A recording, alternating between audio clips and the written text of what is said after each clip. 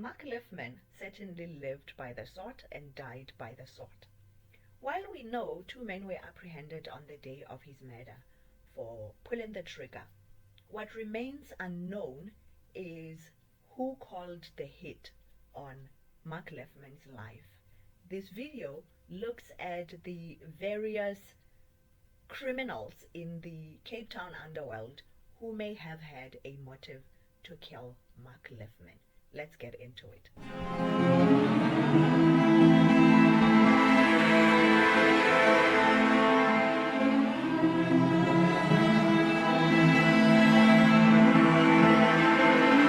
So let's start with getting to know who the man was. Mark Lifman was such a complex figure that it would take the whole day to try and talk about who he was and what he stood for and the crimes he allegedly committed. As such, I'm just going to summarize because we are focusing more on who may have killed Mark Lifman. But he was a 57-year-old alleged criminal kingpin from Cape Town in South Africa. When you read about him in the news, he's often described as a controversial businessman or alleged underworld boss. Of course, South Africans have largely criticized this. Many have argued on social media that because Mark Lifman is white, he's referred to in the media as the underworld boss rather than a criminal mastermind, a drug lord, a gangster, and many other things that he was alleged to have done. However, this is largely because despite being involved in criminal activities from as early as the year 2000 and having been charged with so many different crimes, at one point he had 313 charges at once. But he has never been criminally convicted in a court of law. As such, one cannot claim that Mark Lifman is a criminal or a gangster or a criminal kingpin without risking lawsuits, especially when it comes to media houses. However, in his own words, Mark Lifman described himself as a businessman and even a philanthropist. For example, in a court affidavit in 2020, during his arrest for the matter of Brian Wainstein, which I will elaborate on later, he stated, "I am a property owner and developer, and I own a hotel in Sea Point. I own approximately 70 properties in the Cape Town area. I'm involved with charities and in the past have donated clothing to underprivileged residents in Gugulethu, a township in Cape Town. I also have from time to time donated to the organization CAFDA." Close quote. In addition, Mark Lifman has also indicated in interviews with the media that he owned a security company in Cape Town that supplied bouncers to nightclubs and restaurants in the city of Cape Town. However, many people with some evidence have argued that Mark Lifman is one of the architects of the protection fee extortion crimes which target business owners in the Western Cape. We know now that the protection fee extortion crimes are a countrywide epidemic. There is a large presence of them in the Eastern Cape, large presence of them concentrated in the Western Cape, where initially when this whole protection fee in inverted commas was started, it was only related to nightclubs. But now, currently in 2024, businesses such as plaza shops, even schools, public schools, and many other businesses, such as people who own properties, like small properties in townships that they're renting out, such as bachelor flats or rooms that they're renting out, are now expected to pay the so-called protection fee. Mark Lifman is alleged to have been one of the masterminds that started this type of extortion crime. Apparently, Mark Lifman started a security company in which he hired bouncers and would go to businesses, largely nightclubs at the beginning, and intimidate them into hiring his own bouncers, and then the businesses would then pay him a fee that he demanded, in addition to imposing these bouncers on them, so they didn't have a choice to get their own bouncers or even the choice to not have bouncers in their businesses. And then he would also charge them, on top of paying for bouncers, he would also charge them for protection, so an imposed protection fee. The owner of Beer House, a once popular nightclub in Cape Town's Long Street, implicated Mark Lifman in his interviews with the media. So he conducted an interview with Carte Blanche and actually asked that the media house not release the video or the interview until he fled South Africa for Germany. While in Germany, when he got to Germany, he also conducted an interview with Newsroom Africa. In these interviews, he implicates Mark Lifman and Nafis Modak. I'm going to talk about Nafis Modak a bit later. He's also one of the most prominent, well-known, well-feared, alleged criminal masterminds in the Cape Town underworld. So the former owner of Beer House alleged that men working for Mark Lifman and others working for Nafis Modak approached his business around 2015 and intimidated them, asking for a protection fee. When he refused, one day 9 men from Mark Lifman's company walked into the nightclub and threatened the bar doorman or bouncer. When they left, they actually assaulted that same bouncer. When the same bouncer opened a case and was later getting ready to testify against the alleged group from the Mark Lifman camp, he was murdered on the job. Men came in and stabbed him on the neck, killing him right there. Other alleged crimes of Mark Lifman include the fact that in 2005 he was arrested for allegedly sexually assaulting underage boys. However, in 2009 he was acquitted of those charges for lack of evidence. And then later in 2011, Lifman, alongside another one of his business partners in the underworld, Andre Nodier, were accused of running an illegal security company. In essence, the protection fee extortions. However, the 313 charges against them were dropped in 2015, once again for lack of evidence. And now we get to the most important part of this video. Who had motive to kill Mark Lifman? And now, Lifman had a long list of enemies.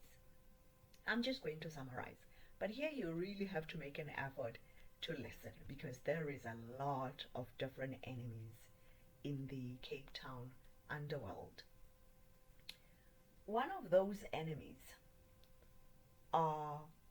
were instead Brian Wainstein, also known as the Steroid King.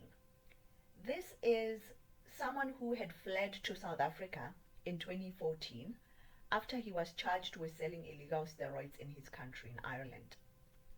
He had also been shipping his illegal steroids to countries such as the US, Canada, China, and Cyprus.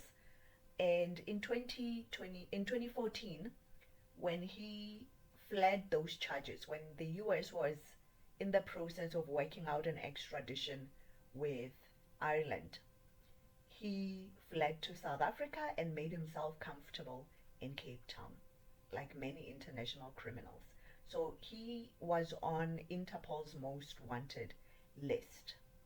When he got to Cape Town, he quickly found his way up. He got very comfortable and quickly gained power and started his dealings with, selling illegal steroids, as well as dabbling in other illegal activities such as these protection fee security companies and other things. So of course he would have belonged to a particular group or particular gang or faction in the underworld, if we can call it that. And in 2017, in August 2017, he was gunned down at his home in Constantia. The day before he was gunned down, he meaning Brian Wainstein, had a phone conversation with Mark Lifman, where Mark Lifman had actually called Wainstein and was threatening him. He was telling him essentially that I've told you not to mess with my businesses, not to get involved with certain people, and you are going to pay. And they threatened each other, and Mark Lifman, no rather, Brian Wainstein actually threatened to kill Mark Lifman. Here's an audio of that interaction. Take a listen. You guys were told to be careful of who you get involved with. I want you to know. Remember that. All right. Including that fat fuck that you're going to go and see now that he's a peasant shit, all right? You motherfucking bitch! You fucking dead bastard! You're a fucking dead bastard, you cunt! I'm gonna fuck you up! I'm gonna fuck you up, you faggot little cunt! Come, Mark, come! You little shit! Fuck you! I'm here in Cape Town, come! You fucking brave little cunt! You are fuck all! If I see you, I will destroy you! Do you understand me? The following day, Brian Wainstein was killed in his home in Constantia. This was in 2017. So as you can imagine, when one belongs to a criminal organization, even when he's dead, he's got his associates, he's got his gang members who might want to avenge his death in retaliation. So that is one of the enemies of a man that was one of the enemies of Mark Lifman. At the time of Mark Lifman's death, he was in trial for this murder with 13 other co-accused. This includes the likes of Jerome, aka Donkey, Jerome Boyson, aka Donkey, who is alleged to be the boss of Sexy Boys gang group or gang. Others that were in trial with Lifman include another alleged shady figure in the Cape Town underworld, who is Andre Nodier. They were arrested in 2020 and each one of them was granted 100,000 bail. And so this is why Mark Lifman was still on bail for that murder when he was killed on the 3rd of November. And then we have other alleged enemies of Mark Lifman. This includes another one of the suspected underworld bosses, Ralph Stainfield, who is believed to be the owner or the boss of 28 Gang. So in 2017, about a month after Brian Wainstein was gunned down, there was an attempted hit on Ralph Stainfield, which is suspected to have been ordered by Mark Lifman. Another one of alleged enemies of Mark Lifman is Nafis Modak. Nafis Modak, if the allegations are true, is probably one of the most dangerous individuals in South Africa right now. Modak, who is currently on trial with a group of 14 other alleged co-conspirators for the murder of a police investigator, Carl Kinner, who was investigating some of their dealings and alleged crimes. So they allegedly murdered that police officer, and the 14 of them are currently in trial now, charged with more than 120 different charges, including the police officer's murder, money laundering, and a whole host of other crimes. So on the 7th of November 2024, while testifying in court, he seemed to confirm. Now remember, he's in a different trial, so he is not connected, at least now, with the murder of Mark Lifman. Mark Lifman died on the 3rd of November. The 7th of November is when Nafis Modak was giving his testimony in a different trial, he seemed to confirm the feud or animosity between him and Mark Lifman. He told the court that in 2017 he took over nightclub security in Cape Town. He took over the entire business from Mark Lifman in 2017, which supports the allegations that the two of them were enemies. He told the court 99% of all the clubs were signed up because they were already on the books of TSG. We just made it clear that there was no space for Andre Nodier and Mark Lifman. So that is a testimony that confirms that the two of them did not see eye to eye, which means Nafis Modak could have also been one of the people with motive to kill Mark Lifman. And if that is not enough, you'll also find it interesting that out of the 13 people that were initially arrested and co-accused with Mark Lifman for the murder of Brian Wainstein, 4 of those people since 2020, within a space of 2 years in fact, have been gunned down.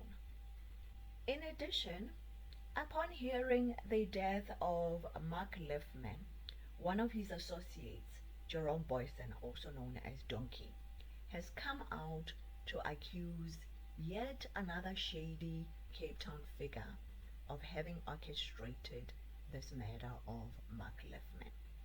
This is a guy called Landman.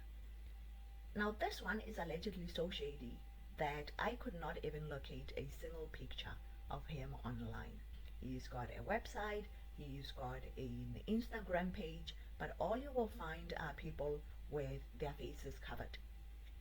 Therefore, we don't even know what he looks like except those who are involved with him. But anyway, Donkey accused, or is coming out to accuse, this Landman of orchestrating the murder of Mark Lifman. And he says that this is because the 2 guys who have been arrested for pulling the trigger on Mark Lifman work for Personal Protection Alternative Security Company, a company owned by Landman. He also revealed, this is Donkey, revealed that Lifman and Landman come a long way. They have a long history.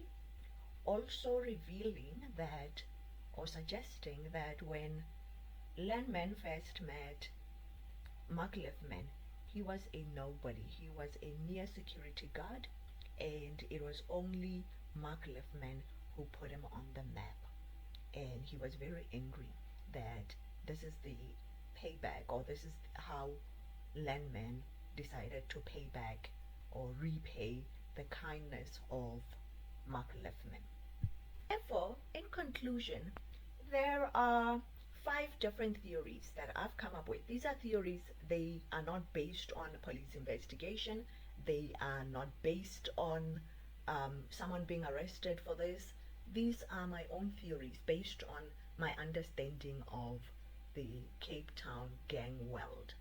So the first theory is that because there are no honor among thieves, you might find that Donkey himself, who's currently in trial with Mark Lifman, is responsible for calling his hit. And perhaps he is redirecting focus on Landman to avoid being the focus of investigations. I mean, there is no honor among thieves. I will just reiterate that. For example, Donkey's brother, Colin Boyson, is also in trial, a different trial. Everyone is on trial for something. Murder, attempted murder, drug possession, drug concocting, everything. So, Donkey's brother, Colin Boyson, actually queried when he was arrested for his alleged crimes with multiple other people. He queried why his brother Donkey was not arrested with them, which shows that if his own brother can even do that and realize that they're getting caught and suggest that his brother should have been caught as well, then what is stopping another alleged criminal mastermind from killing one of his other associates? It's like bank robbers who go and rob a bank 3 of them, when they come back, they decide that the money is not enough to split 3 ways, so 2 of them plan on their own to kill the third person so that they can split the money 50-50. We've seen those movies. Anyway, so that is theory 1. Theory 2, 4 of the 13 people, as I said, who are currently on trial with who were on trial with Mark Lifman, have been murdered in a space of 4 years. This in a space of 2 years. This could mean 2 possible things. The people who were involved with Brian Wainstein are retaliating and killing the killers of Brian Wainstein one by one. Or it could also mean, and as others have suggested, that Mark Lifman, who was going to testify the day after he was killed on Sunday. On Monday he was supposed to take the stand and testify in the matter of Brian Wainstein. It is quite possible, others have alleged, that there are other co-conspirators in this matter who are not currently on trial, and that the likes of Mark Lifman, the likes of William Stephen aka Red, who was the boss of 27 gang, are being killed to avoid the truth coming out or more people being implicated. So that is theory 2, which is split into 2. Then we have theory 3. Other enemies of Mark Lifman, such as Ralph Steinfeld or Nafis Modak, whom I've talked about, also have the motive to kill Mark Lifman. So they may have, in fact, been the ones who killed Mark Lifman. And then we also have theory 4, which has not really been explored much in the media when they're throwing around, who was dealing with Mark Lifman and such. Because Mark Lifman had such a lengthy list of enemies, it is also quite possible that the person responsible for his murder is not even mentioned in this video. This is how complex the Cape Town underworld is. And those are just my theories. As I said, they're not based on police investigations. I'm only an observer, and that is that. I would like to know from you if you can share your thoughts about this case, who you believe may have been, having a motive to kill Mark Lifman, or of these theories that I've presented, which do you believe to be the most probable, the most likely one to have occurred here? Please remember also to like this video, that sends me good feedback, but also remember to subscribe to the channel. I intend on making new videos once a week. Thank you so much.